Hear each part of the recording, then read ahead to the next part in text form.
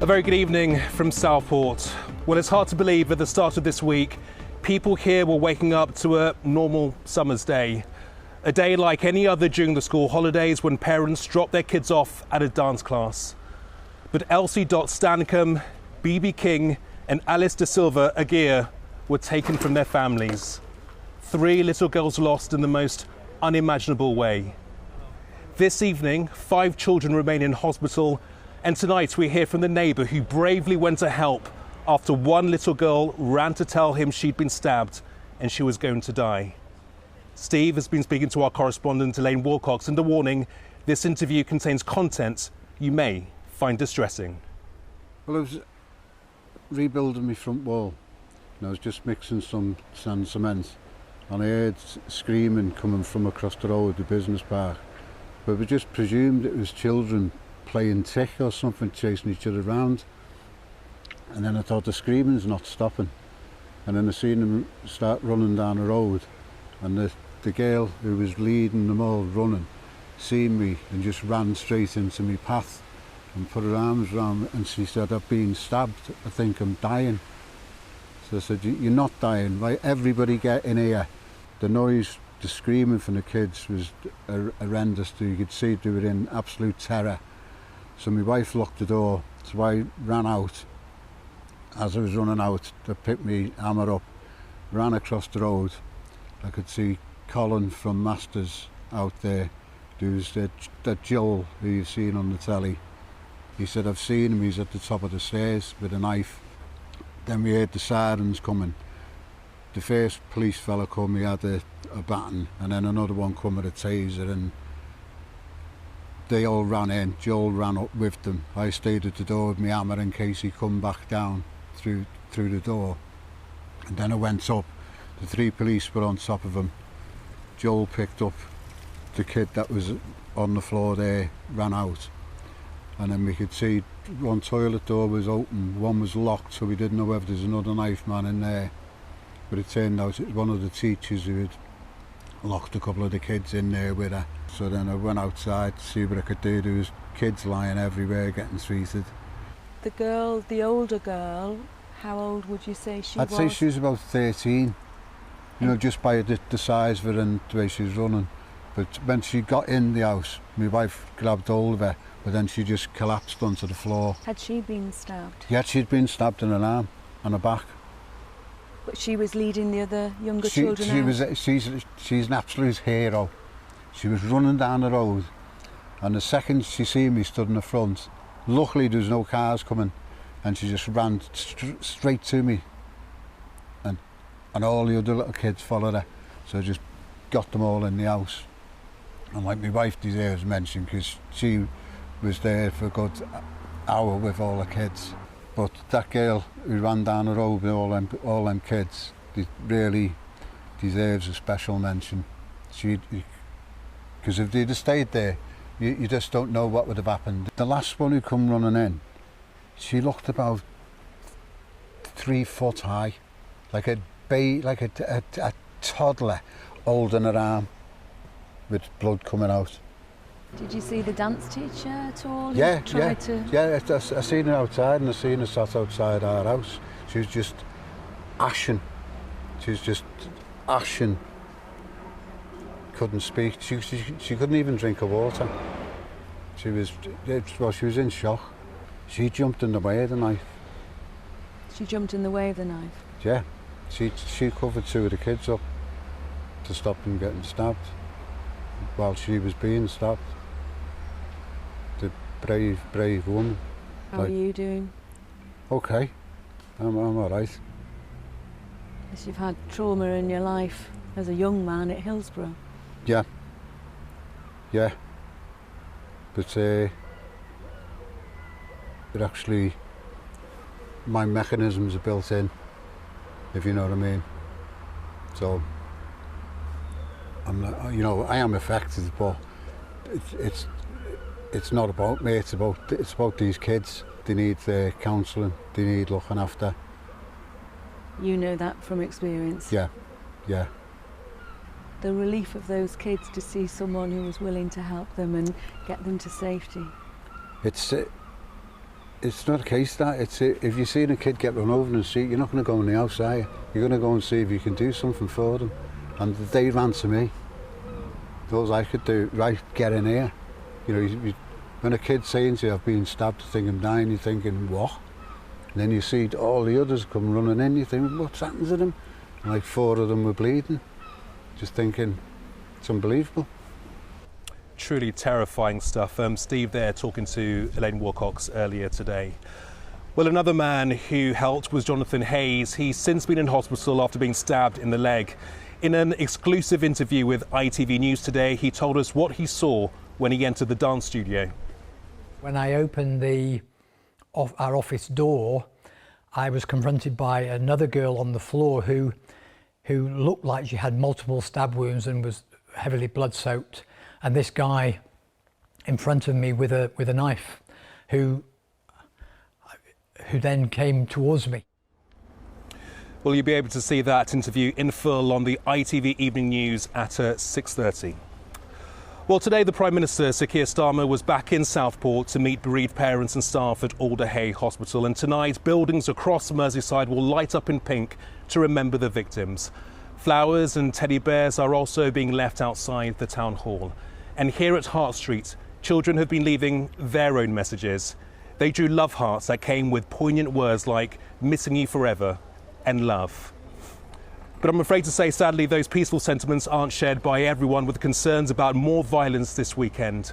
And tonight, Merseyside police say they are prepared as they comb through hundreds of hours of footage after riots broke out on Tuesday. Tim Scott has the latest.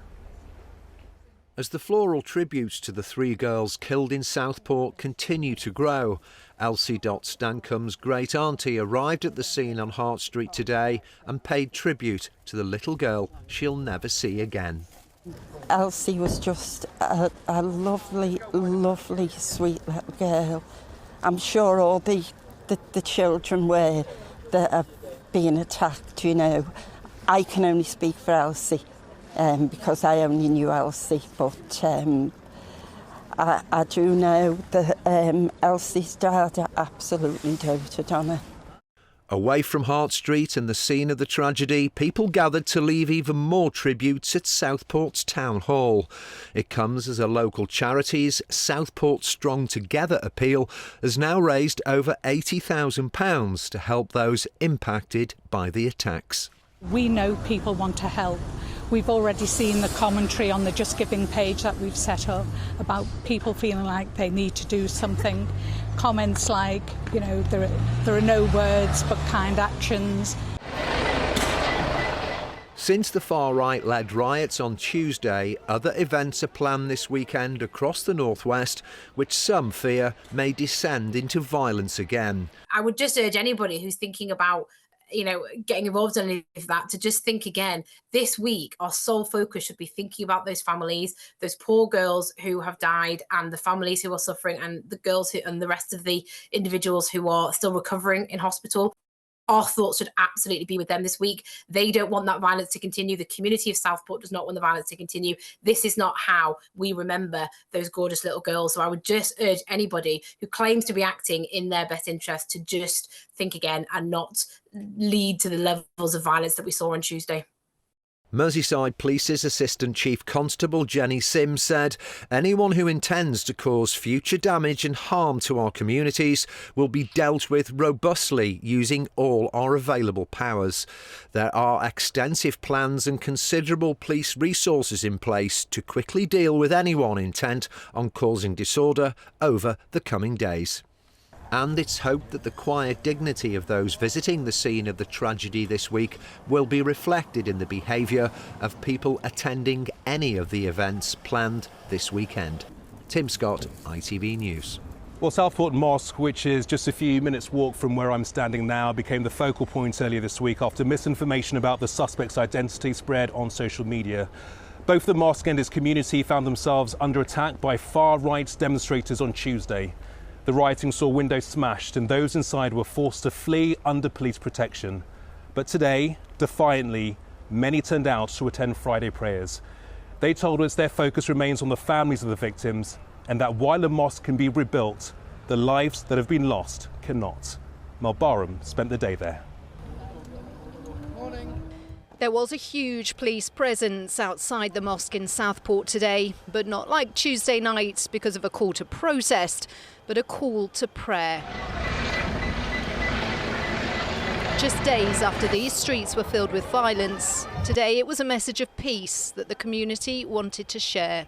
Excuse me, would you like a flower? Lorna witnessed the terrible events on Tuesday night and was determined to show the thugs won't win. There's just so much ugliness going on that I wanted today for there to be friendliness, to show what Southport is about. Can't erase those memories, but would like to replace some of them. And despite the terror they were subjected to on Tuesday, they were preparing for a big turnout. And they packed this mosque for Friday prayers, defiant, not scared. The rioters should be really ashamed of themselves.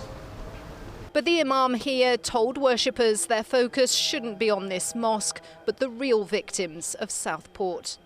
They can destroy this place and we rebuild it. But the life that's been lost, how can we bring them back? We can never ever bring them back. So all our focus should have been with these people, with these families. So obviously when this all happened, I did think for a moment whether I should come here today or not. But of course if I didn't turn up today and likes of us, then that would be effectively taking heed of the thugs who would come here and making them win. We said prayers for what's been going on, for the people that have been touched by what's going on as well. So yeah, it's nice to know that you can still do our prayers and then also support the community at the same time. This is how it should be, and I'm proud to live in Southport within this community, that we look after each other, and I'm sure these people who has done all these bad things, they will have no chance coming back again. Within hours of the riots on Tuesday night, locals had rallied round to rebuild. The scars are still visible, but the Muslim community here has been touched by the response. We don't know how to thank you. We love you very much. We always knew that you are a decent lot, and that's why we are next to you. Hopefully they know that we have a lot of respect and a lot of love towards them. I'm so sorry what happened. And it was clear here today that that love and respect is mutual. Mel Barham, ITV News, Southport. Yeah, you know, with all the despair, with all the heartbreak, with all the sadness, defiance, resilience are two more words that really spring to mind when you see how the community here really rallied together and putting their arms around one another. And even as I speak now, people are still continuing to come in to put down flowers and pay tribute to those three little girls who lost their lives, and think of the other people who are still currently in hospital. Many thanks indeed for those at the mosque for inviting us in to film their prayers today. Well, that is it from me in Southport for the time being. I'll be back later in the programme, but for now I'll hand you back to Anne and Chris in the studio. Hello guys. Hi Gamal, thank you. Well, elsewhere, a man has been charged with the attempted assault of a police officer and violent disorder in connection with a protest in Manchester, apparently sparked by events in Southport. Police were called to a hotel in Newton Heath, reportedly housing asylum seekers, on Wednesday night. Services are taking place on the Isle of Man to mark the 51st anniversary of the Summerland disaster. 50 people died in a huge fire at the holiday centre, with a further 80 injured. Survivors and bereaved families from across the UK have travelled to the island to pay tribute. Tracy Wormsley survived and says someone still needs to be held accountable. I think it's about time it was brought back up again and sorted, because it's not forgotten those people died and it wasn't their fault. So how many more lives have to be lost before people are made accountable? I think people need to be made accountable for Summerland, because it wasn't our fault. We didn't ask to be in there, we went in there to have fun, and we came out with trauma. Now, just 2 months after Rugby League mourned the death of Rob Burrow, the sport is coming together again in the fight against motor neurone disease. John Duffy was a well-known coach in the amateur game in his hometown of Wigan. He died with MND last year. England head coach Sean Wayne will join an evening with Wigan Warriors legends at the Brick Community Stadium tomorrow in memory of one of his oldest friends. It's the cruelest of diseases, to watch your loved one deteriorate like that. Sean is a fantastic family friend. We've known him for a long time. He went to school with John, grew up with John, played on the same teams as John. Probably had a few scraps with John. Many times. Yeah. Yeah. Best of mates at school, very, very close. Play rugby together. That in itself creates a real tight bond when you play a tough sport like rugby league. When I got the news about his illness, many people around here would have been gutted, you know, not more so than me. Good luck with that event. That's all from us here in the studio, so let's cross back now to Gamal, who's live in Southport. Okay, and many thanks indeed. Well, since the first flowers were placed behind me, as I said earlier, we have really seen a steady stream of people arrive each and every day wanting to pay their respects. For one man, the trip here this morning was especially difficult. Alec Jardim arrived to leave flowers in memory of Alice da Silva Aguirre, the daughter of one of his best friends. He told us of the family's heartbreak and how her trip to the dance class that morning was a surprise, one which was met with huge excitement. Alec, who is from the Portuguese island of Madeira and has lived in Southport for more than 20 years, started with a message of support to his friends. Os nossos sinceros pêsames para a Alice. Estamos aí para o que der e vier, tudo o que for preciso para ajudar.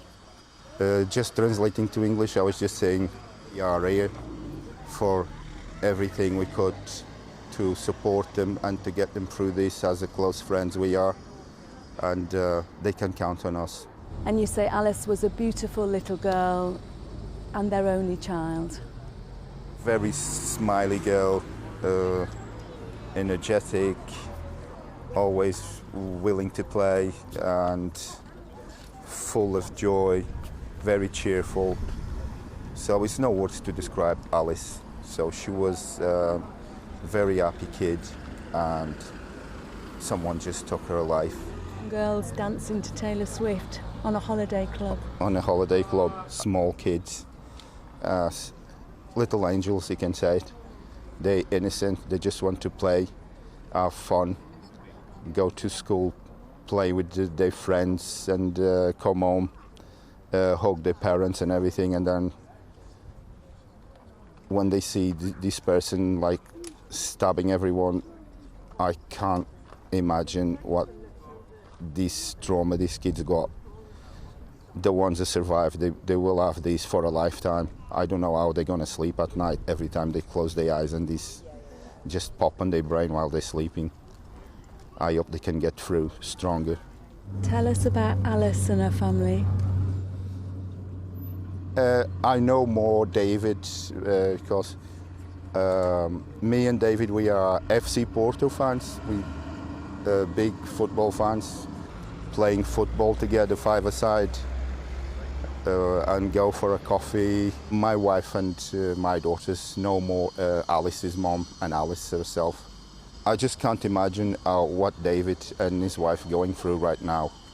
I couldn't imagine myself going home and not seeing one of my daughters. Have you spoken to the family since the attack? Actually, we were talking now when we come to put flowers here to get a small collar with the heart, with the wings, so for the angels, and then it's like a little container, very small, to put the Alice's ashes and to offer to Alice's mom. So when she's wearing this, Alice is with her, right on her heart forever. Has it been a comfort for the family seeing all of the tributes here in Southport? Yeah, at least that is helping them to get through this right now, to see the whole community and the country itself. When you go online and see even all the TV channels, when they talk about it, our Prime Minister itself, everyone was with them. And you've been embraced by this community. The Portuguese community are very much at home This here. is exactly why I came here. I was meant to stay for 1 or 2 years, and I'm 21 years here, and I'm not going anywhere because I feel very welcome here. It's my second home after Portugal, Britain. I love it, Southport.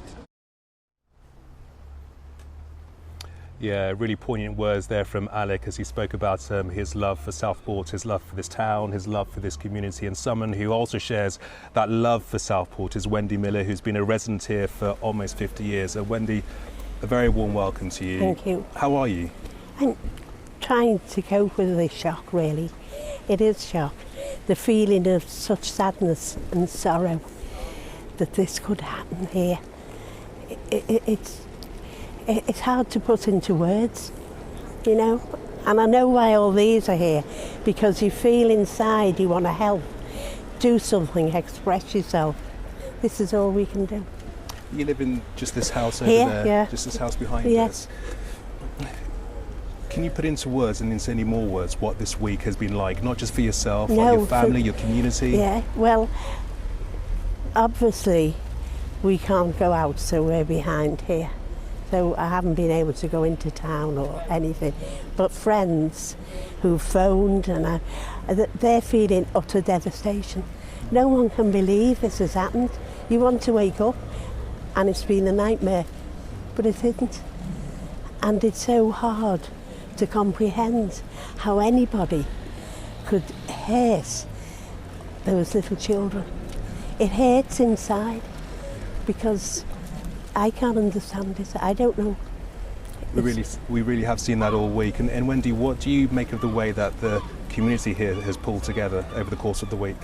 I wouldn't have expected anything less of Southport, and that is the truth, because everybody helps. They know you're in trouble. I mean, when we were in lockdown, I've got my son looking after me. I'm fortunate, but there were so many people ringing, do you need anything? And I wouldn't have expected anything less, because it is a wonderful community. Just very briefly, Wendy, we've got the pink lights in your garden. Yeah. What can you tell us about that? Well, I just thought, not being able to sleep very well overnight at the moment, and I was lying there thinking about the lights.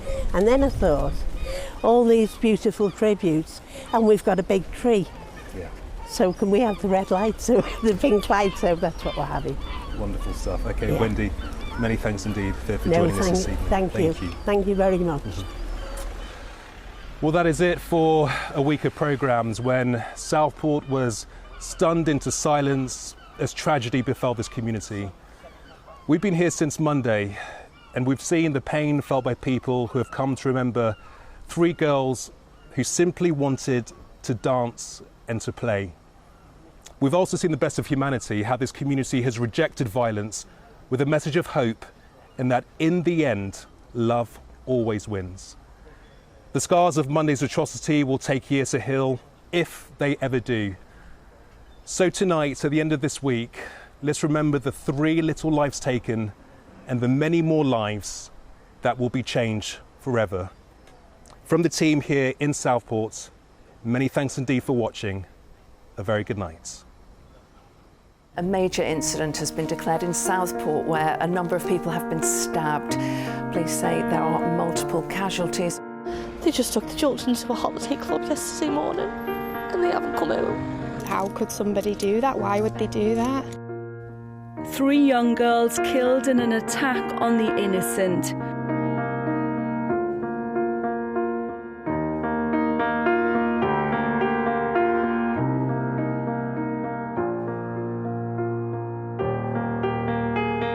These thugs are mobile, they move from community to community, and we must have a policing response that can do the same.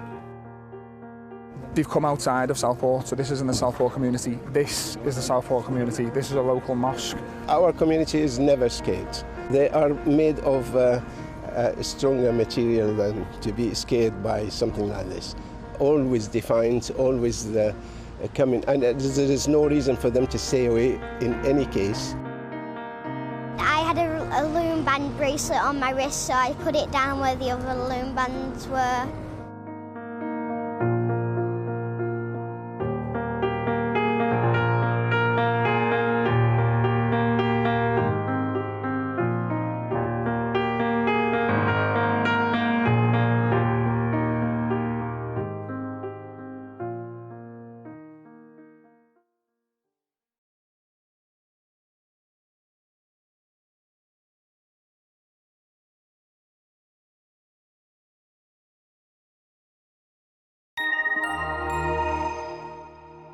You burnt tea again. I'm scraping the cooled oil into the bin, not the sink.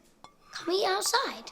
It's nice. United Utilities sponsors ITV Granada weather.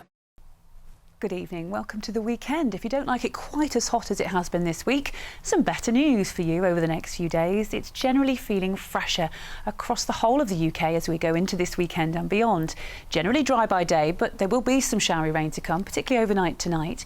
And into next week, increasingly unsettled and feeling cooler, with temperatures returning to a seasonal average. The very warm air across the whole of the country gradually being eroded by fronts pushing in and low pressure trying to take control again over the next few days, just freshening up our weather, returning those temperatures back down to around average. Some sunshine along the way, but also fresh breezes at times, and certainly this afternoon quite gusty. But as we go through this evening, a band of rain which is moving eastwards will tend to peter out, and after midnight most places become dry, with the gusty winds easing down in the Irish Sea. Low cloud, mistiness here and there in a few spots before dawn. And it's another warm night for sleeping, I would have thought, 15 or 16 Celsius, perhaps a bit warmer in our towns and cities, but a dry start to Saturday for the northwest. The sun will be rising at 5:30. It's down at 9:03 tomorrow. Saturday should start on a bright note for most places. There's a small chance of a shower for parts of Cumbria, but for most of us, a dry day to come. A little bit of cloud bubbling up at times through the afternoon, and noticeably fresher than it has been at around 20 or 21 Celsius at best, in light to moderate breezes tomorrow. Lots of sunshine around though, not a bad day at all. Sunday will be cloudier for the northwest of England and the Isle of Man. Monday briefly a little warmer but unsettled, and through next week it's cooler, fresher, and certainly there'll be some rain around. Bye-bye. It's a little bit burnt. United Utilities sponsors ITV Granada weather.